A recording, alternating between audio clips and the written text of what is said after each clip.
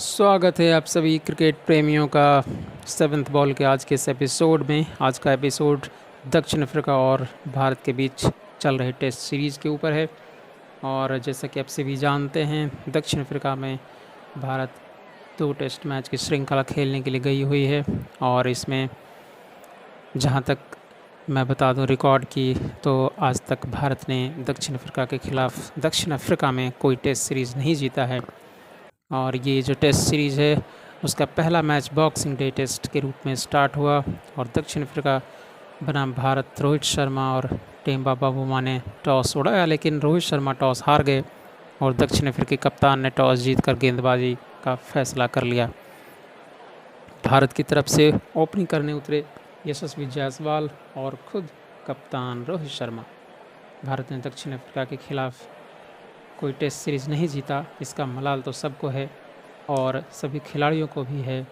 तो निश्चित रूप से जो भारतीय टीम दक्षिण अफ्रीका के दौरे पर गई है, एक बात तो अवश्य है कि सबके दिमाग में सीरीज़ जीतने की लालसा ज़रूर है।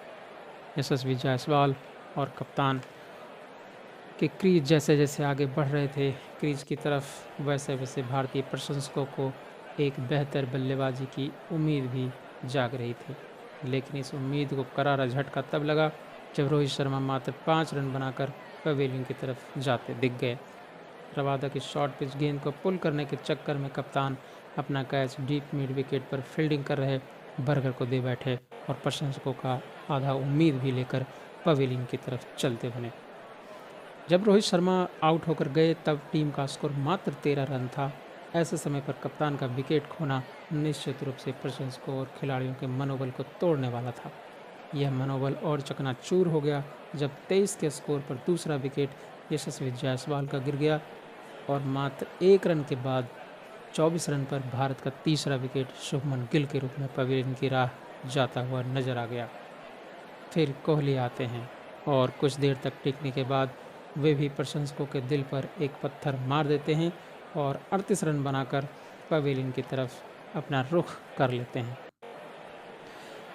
ऐसी परिस्थिति को देखकर प्रशंसकों ने मैच देखना बंद ही कर दिया था और यह मान के चल रहे थे कि अब ज़्यादा रन नहीं बनने का है, क्योंकि सभी खिलाड़ी, महत्वपूर्ण खिलाड़ी तो अब आउट ही हो गए हैं।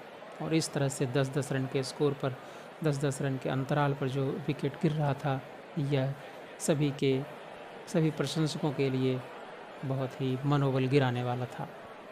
तब अंधकार में चिराग लेकर रोशनी करने आते हैं केएल राहुल। बेहतरीन जिम्मेदारी, बेहतरीन खेल भावना और जिम्मेदारी भरा खेल खेलते हुए राहुल ने पहले दिन के अंत तक खेला और अर्धशतक लगाया। पहले दिन का खेल खत्म होने तक भारत का स्कोर 208 रन हो चुका था, जिसमें 8 विकेट का नुकसान हो चुका था और केएल राहुल का स्कोर 70 रन रहा। केएल राहुल नबाद 70 रन बनाकर खेल रहे थे पहले दिन। लोगों में उम्मीद की किरण फिर से जग गई। उम्मीद का सूरज बादलों से बाहर निकल चुका था। ट्विटर पर शतक की अग्रिम बधाइयाँ शुरू हो चुकी थी। सभी केएल राहुल के प्रशंसकों और केएल राहुल के प्रशंसा में ट्विटर पर ट्वीट किए जा रहे थे। दूसरा दिन का खेल शुरू हुआ और केएल राहुल अपनी जिम्मेदारी को समझ रहे थे। हौसलों से खेलते हुए, शानदार खेल दिखाते हुए शतक लगाया।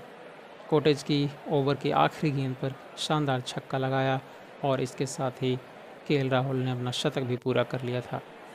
यह उनका 8वां शतक था और 101 रन पर खेलते हुए बर्गर की ही गेंद पर केएल राहुल क्लीन बोल्ड हो गए और भारत की पारी भी खत्म हो गई। केएल राहुल भारतीय पारी के अंतिम विकेट के रूप में आउट हुए और इस तरह से भारतीय पारी पहली इनिंग में ख़त्म हो गई और कुल मिलाकर 245 रन स्कोर बोर्ड पर दिख रहा था। केएल राहुल के लिए सेंचुरियन का मैदान बहुत ही भाग्यशाली रहा है। वर्ष 2021 में भी उन्होंने 123 रनों की पारी खेली थी। वह टेस्ट भी बॉक्सिंग डे के दिन ही शुरू हुआ था। केएल राहुल का यह 8वां शतक था और दक्षिण अफ्रीका में दूसरा। केएल राहुल के शतक की बदौलत ही भारत पहले टेस्ट की पहली इनिंग में एक सम्मानजनक स्कोर तक पहुंच पाया। ऑल आउट होने तक भारत का स्कोर 245 रन हो चुका था। यहाँ पे एक उम्मीद भरा स्कोर था, जहाँ से गेंदबाजों को हौसला मिला और गेंदबाज यह सोचकर बॉलिंग करने उतरेंगे ताकि वह इस रन को चेस कर सकें, इस रन को सुरक्षित रख सकें। दूसरा दिन का खेल भी ख़त्म हो चुका है आज तक जो अपडेट है, लेकिन इसका एक दूसरा एपिसोड मैं बनाऊंगा आप लोगों के लिए।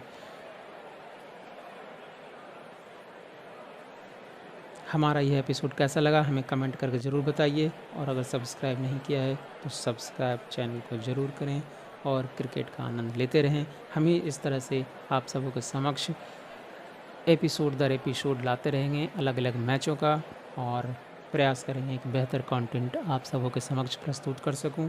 इसके लिए आप सबों का सपोर्ट चाहिए। अभी आप जैसा कि देख रहे हैं सब्सक्राइबर बहुत ही कम है, तो आप सभी का सपोर्ट बहुत ही ज़रूरी है। बहुत बहुत धन्यवाद हमसे जुड़ने के लिए। क्रिकेट से जुड़े रहिए, खेल का आनंद लेते रहिए। बहुत बहुत शुभकामनाएं। धन्यवाद।